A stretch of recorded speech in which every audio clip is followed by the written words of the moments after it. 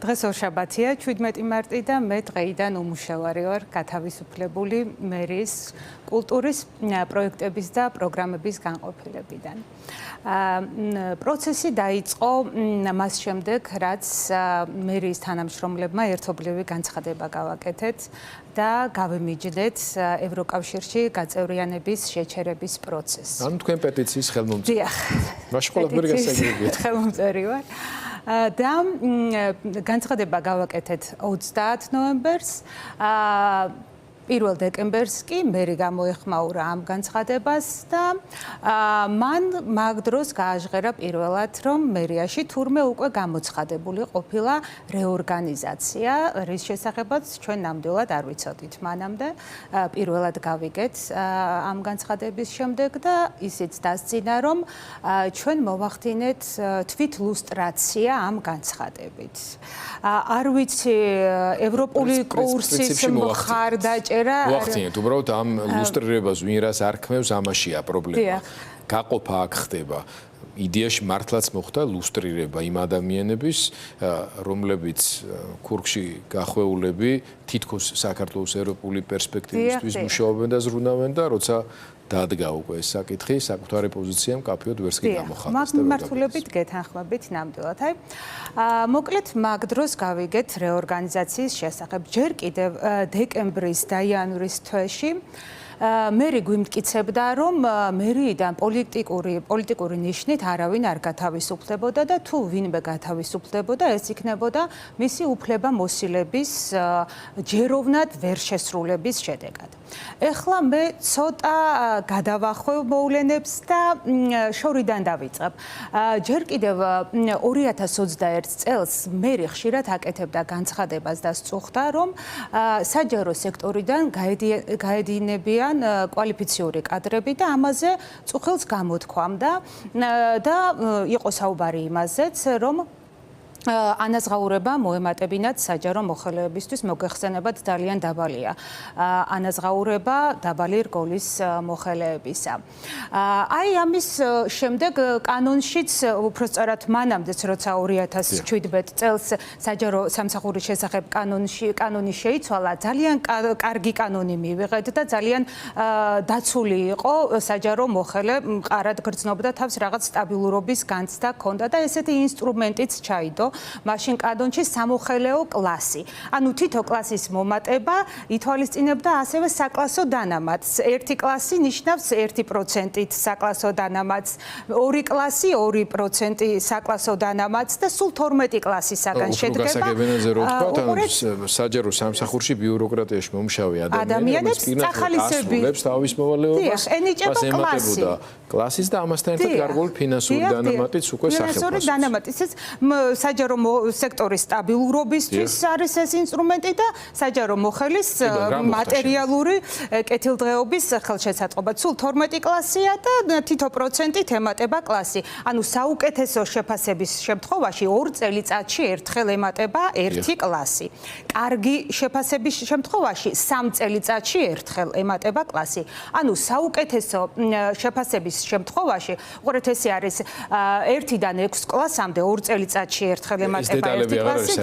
ანუ ესე იგი საუკეთესო შეფასებით საჯარო მოხელემ 18 წელი უნდა იმუშაოს, რომ მე-12 კლასამდე მივიდეს ამ კარიერულ კიბეზე და კარგი შეფასების შემთხვევაში საჯარო მოხელემ უნდა 30 წელი იმუშაოს, რომ მე-12 კლასამდე მივიდეს კარიერულ კიბეზე. ამით რა მინდა ვთქვა, მე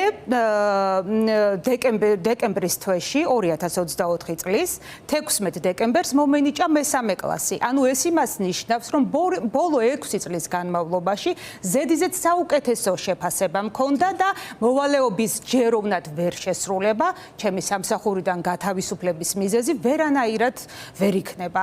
იმიტომ რომ იმავე სისტემაში განიჭებდნენ უმაღლეს სკოლებს იმის გამო, რომ საუკეთესო ასრულებდით თქვენს უფლებამოსილებას და ამ დროს მერის მიერ ამ თანამშრომლების მათ შორის თქვენი გათავისუფლების არგუმენტად დასახელებული იყო, რომ რომ არანაირი პოლიტიკური мотиваცია უბრალოდ უყურეთ ეს დასახელებული არ იყო მანამდე აკეთებდა ამას განცხადების სახით კეთდებოდა განცხადებები ამ შემთხვევაში ახლა ჩემ კონკრეტულ შემთხვევაში რა მოხდა რეორგანიზაციის შესახებ გაფრთხილებას ჩვენ 6 თებერვალს მოვაწერეთ ხელი 6 თებერვალს შეგვატყობინეს ესეთი პროცედურა არის რომ გაფრთხილებულები ვართ შესაძლო შემცირებასთან დაკავშირებით კადრების ამის შესახებ არავისგან არც უშუალო ხელმძღვანელისგან არც ქალაქის საქალაქო სამსახურის ხელმძღვანელისგან ჩვენ არანაირი ინფორმაცია არ გვქონდა მიუხედავად იმისა რომ მცდელობები ბევრი გვქონდა რომ გამოგვეთხოვა საფუძველი რის აი მაპატიეთ რო გაწყვეტ იმიტომ მე მინდა ჩვენი დრო მაქსიმალურად გამოვიყენოთ არ ამგონია დამატებითი არგუმენტები ჭირდებოდეს ხა ჩვენს მაყურებელს იმის ასახსნელად პროცედურულად რამდენი არასწორი მიდგომის დაშვები და ასე შემდეგ მოხდა რა დასკვნები გამოგაგვ ზოგადად მოხდარის გამო და კიდევ ერთი მნიშვნელოვანი კითხვა უნდა დაგისვათ მე ამ დღეებში გარკვეული მიზეზების გამო არა ჟურნალისტური როგორც მოქალაქეს და რაღაც საქმესთან დაკავშირებით მომიწია შეხება რამდენიმე სახელმწიფო საჯარო ინსტიტუტთან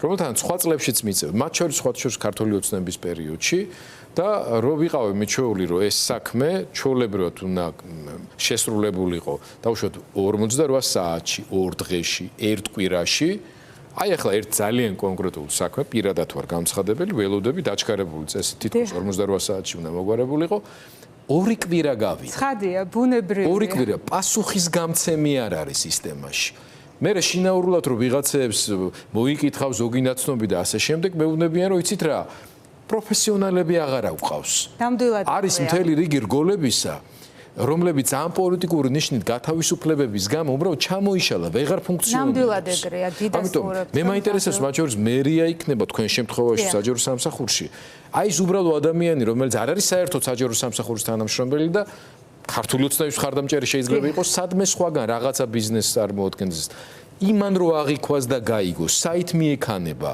სახელმწიფო საით რა მდგომარეობაში ვარდება ქართული ბიუროკრატია ანუ საჯარო სისტემა რომელიც ჩვენს ცხოვრების წესს მეტნაკლებად რაღაც დონეზე მაინც უზრუნველყოფს დიახ რა თქმა უნდა საჯარო სამსახური უზრუნველყოფს სახელმწიფოს გამართულ ფუნქციონირებას როცა საჯარო სამსახურზე მიმდინარეობს ესეთი დარტყმა ეს არის დარტყმა სახელმწიფოზე პირდაპირ მე ამ რეორგანიზაციას თქვენ მკითხეთ რომ რა დასკვნა შეგიძლიათ გამოიტანოთ ეს არ არის რეორგანიზაცია ეს არის სადამსჯელო სპეცოპერაცია არ არის ეს რეორგანიზაცია ეს არის ძალიან არაჯანსაღი პროცესი რომელიც აზიანებს საჯარო სექტორს და აქედან გამომდინარე იმ ადამიანებს რომლებიც ამა თუ იმ სერვისს იღებენ საჯარო სექტორისგან ჩემი განყოფილება კულტურის პროექტების და პროგრამების განყოფილება ყოველთვის ძალიან ბევრი საქმით გამოირჩეოდა და თვითონ მერმაც 5 მარტის მთავრობის სხდომაზე გამოაცხადა უბრალოდ დაანონსა რომ გამოცხადებული იყო კონკურსის შემოქმედებითი თბილისი ესეთი კონკურსი არსებობს სადაც ხელოვნების სფეროს წარმომადგენლები აკეთებენ განაცხადს და სხვადასხვა მიმართულებით პროექტებს გეგმავენ და თვითონაც იამაყა რომ აი ამ კონკურსის ფარგლებში 250 პროექტი დაფინანსდა. აი ამას აცხადებდა პარალელურად იმისა რომ საჯარო მოხელეებს გვიშვებდა განყოფილებიდან რომელიც ამ კონკურსს ახორციელებს.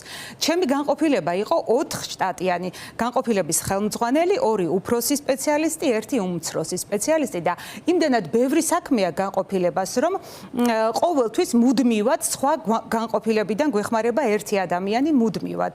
ეს სისტემით დადასტურებადია და სასამართლოში ამის დამტკიცება ნამდვილად არ გაგვიჭირდება. ასევე გარდა ამისა გვეხმარება 2 ხელშეკრულებით დასაქმებული ადამიანი. როცა რეორგანიზაციას აკეთებ აი ასეთ პირობებში და 2 მთავარი სპეციალისტის შტატს აუქმებ, როცა ამდენი საქმეა პარალელურად ახალი კონკურსი ცხადდება, ამდენი განაცხადია, ხო? ამას არანაირი საფუძველი არ აქვს და მეცაც გეტყვით, მე მიმდინარე პროექტები მაქვს ძალიან ბევრი, მიმდინარე პროექტები მაქვს დასახური, რომლებზეც გაცემულია დაფინანსება და მოქალაქეები ელოდებიან ნაბიჯებს, ხელშეკრულების გაფორმებას, ბიუროკრატიულ პროცედურებს, რაც თანმხლებია ამ ყველაფრის და მე საქმეები დამრჩა გასაკეთებელი, არავის არ უკითხავს, შენ რა დაგჭა გასაკეთებელი, ვის უნდა გადააბარო, ანუ 10 წლის განმავლობაში ისე გამოვიდა, რომ აი მთელი ეს 10 წელი გამოვიდა, რომ წყალს მისცეს. არც ინსტიტუციური იმის გამო, რომ ქვეყნის კონსტიტუციურად გარანტირებული არჩევანი უბრალოდ დაიცავთ. დავიცავი, დიახ. და ეს გამოვიდა, რომ ეს ინსტიტუციური 10 წლის მეხსიერება თურმე საერთოდ არ ყოფილა საჭირო. მზად წყალს გაატანონ. მზად წყალს გაატანონ, გარდა ამისა, საჯარო მოხელეობა ითვალისწინებს ასევე გარკვეული კვალიფიკაციის ამაღლებას, სახელმწიფო ხარჯავს რესურსს, რომ საჯარო მოხელეობა სხვადასხვა ტრენინგი გაიაროს, გადაკვალიფიცირდეს, კვალიფიკაცია აიმაღლოს, ამაში რესურსი იდება და 10 წლის განმავლობაში ესეც მიმდინარეობდა. და მე აი სრულიად ესე მოულოდნელად აიღეს და მომწყვიტეს ამ ჩემს საქმიანობას, ძალიან ბევრ საქმეს და უსაფუძვლოდ დღემდე არა მაქვს განმარტება ჩვენი საუბრის დასასრულს თქვენ სამწუხაროდ არ ხართ გამონაკლისი, მაგრამ საბედნიეროდ ხართ იმ ადამიანთა შორის, რომლებიც საუკეთესო ნაწილს წარმოადგენენ ქართული საჯარო სამსახურის. მე დარწმუნებული ვარ, რომ თქვენ ერთ ადამიანებზე იდგა და მომავალშიც მყარად დადგება ჩვენი ინსტიტუტები, მაგრამ ბოლოს რო ვთქვათ რამდენად იმედიანად ხართ განწყობილი. რას ნიშნავს თქვენს მიერ გადადგმული ის ნაბიჯი, რომელიც თუნდაც პეტიციის ხელმოწერით გამოხადეთ? ხომ არ ნანობთ ამას? არა, ნამდვილად არ ვნანობ და ძალიან იმედიანად ვარ განწყობილი, არა მარტო მე, არამედ ყველა ის ადამიანი, ვინც ხელი მოვაწერეთ და აი ახლა გაერთიანებულები ვართ, ყველა საჯარო მოხელე პროფკავშირსაც ვქმნით და ძალიან ძლიერად ვაპირებთ, რომ ჩვენი უფლებები დავიცვათ. მინდა აღვნიშნო, რომ ისეთი ადამიანები გაათავისუფლეს არა თუ 10 წლის გამოცდილებით, 20 და 30 წლის გამოცდილებით, სრულიად წარმოუდგენელი რამ გააკეთეს. მერიაში გააუქმეს მთლიანი საერთაშორისო ურთიერთობების სამსახური. თქვენ წარმოგიდგენიათ ეს რას ნიშნავს? წლების აი ნაშენები ურთიერთობები სხვადასხვა ქალაქთან, დამეგობრებული ქალაქები, ესამდენი ურთიერთობები ერთი ხელის მოსმით მთლიანი განყოფილება გააუქმეს. გარესამყაროს მოწყვიტეს თბილისის ბერია დედაქალაქი.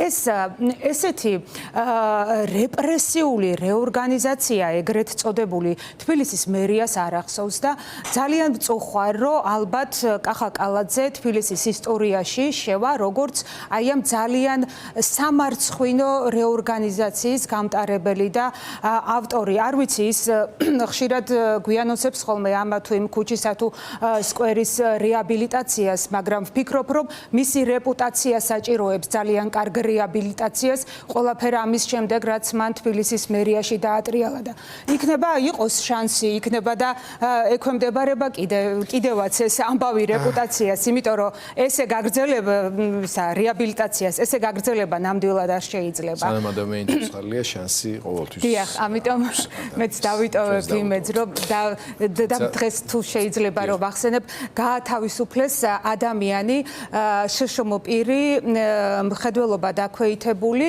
რომელიც 11 წელი მუშაობდა საოცარი ადამიანი ნანა ბრეგვაძე, ის ასევე მე კულტურის პროექტების განყოფილებას წარმოვადგენდი და პარალელურად თავისი საქმიანობისა უამრავ კულტურულ პროექტს ახორციელებდა, შეზღუდული შესაძლებლობის მქონე პირებს ეხმარებოდა და ძალიან ბევრ სასარგებლო საქმეს აკეთებდა და ეს ადამიანი დააყენეს აი იძულებით გადაწყვეტილების წინაშე, ან უნდა დაქვეითებულიყო პოზიცია შესთავაზეს დაბალი დაქვეითების და მან ღირსეულად არჩია, რომ მერია დაეტოვებინა და მე მინდა ვთქვა, რომ აი ეს ერთი ადამიანი, ეს უსინათლო ძალიან მაგარი გოგო, ყველა იმ ადამიანის ღირსებას გადაწონის, ვინც ახლა ამ პროცესებს აი ჩუმად დადუმებული უყურებს, იმიტომ რომ აი ამაზე უბრალოდ გაჩუმება ნამდვილად არ შეიძლება, აი ამ უსამართლობაზე, ამ უკანონობაზე, რაც ხდება თბილისის მერიაში და სრულიად ძალიან დიდი მადლობა ხალბატონო, წარმატებას გისურვებთ.